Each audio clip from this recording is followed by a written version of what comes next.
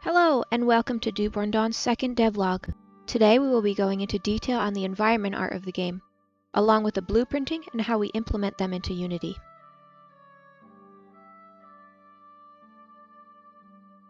The process begins with a list of items and interactables that are planned out by region. A skeleton layout is then roughly made to represent the areas in this region, and to mark where the interactables will be found during gameplay. This is an example of one of our skeleton maps. It's a sketch of sorts, used to get the concept down quickly and efficiently.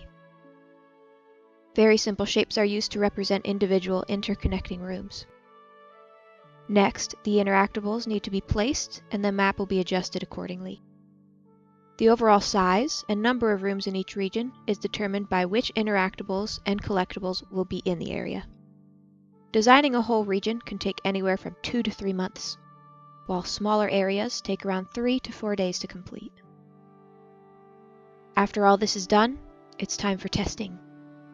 The map is placed into Unity with our own level designing tool, where official blueprints can begin to be built and tested.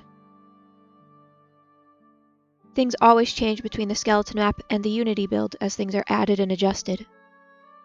There's a delicate balance between keeping environments engaging and immersive, while also avoiding an overbearing visual presence that could take away from other gameplay mechanics like combat. Once that balance is suitable for the map being designed, the blueprint is handed off to the environment artist Piers, who will take the layout and build the visuals for the in-game map's design and details. Piers will now explain his process.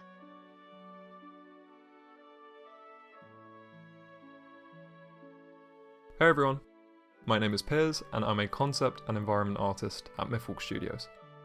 Today, I'm going to give you a quick rundown of my process for creating environmental concept art for Dewborne Dawn. As I've recently joined the team at Mythwalk Studios, creating environments that feel consistent with the character art has been a big priority for me. I want the world to feel as alive and as unique as the people that live in it. The first step I take before even putting pen to tablet is find some reference. When it comes to designing, having reference is like having flour for a cake. You can probably cook something that resembles a cake without the flour, but the consistency might be a bit off and it might taste a bit weird.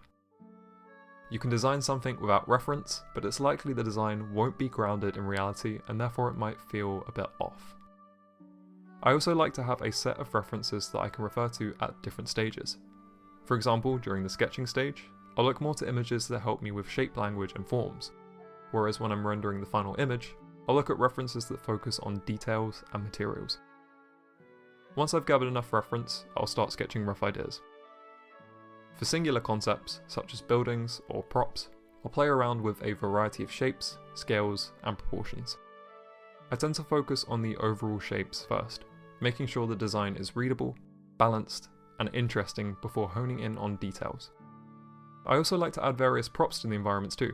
It makes it feel more alive and lived in, but also starts generating early ideas for the audio and animation team. Once I have a good selection of rough concepts, I'll take them to the team for feedback and iterate on any designs that stand out. If I'm rendering, I'll take the rough sketch, create a new layer, and put down clean lines and additional details. I like to lay down block colours first because it helps me see the overall palette, and I can make adjustments early on. Once I'm happy with that, I'll start painting in my values. Without diving too much into colour theory, if you look at a colour wheel and make it grayscale, you'll notice that warmer tones such as yellow and orange will have a lighter value, while cooler tones such as violet and blue are darker in value. For this reason, any planes that are facing towards my light source, I'll paint in a warmer tone, while planes that face away from my light, I'll paint in a darker, cooler tone. For finishing touches, I'll add a new layer, set the layer mode to darkness or multiply, and punch up the shadows by painting in violet and blue tones. I also like to use the add layer mode and a soft brush to bring out the highlights, and add in any specks of dust or debris that might be catching any light. And that's pretty much it. I hope this devlog has given you some insight on how we're developing the world of Dewborne Dawn, and I'm looking forward to being able to share more with all of you. If you'd like to keep up to date with the project, then check out the official Dewborne Dawn Twitter, or come join us in the community Discord. All links are in the description below. Have a great week!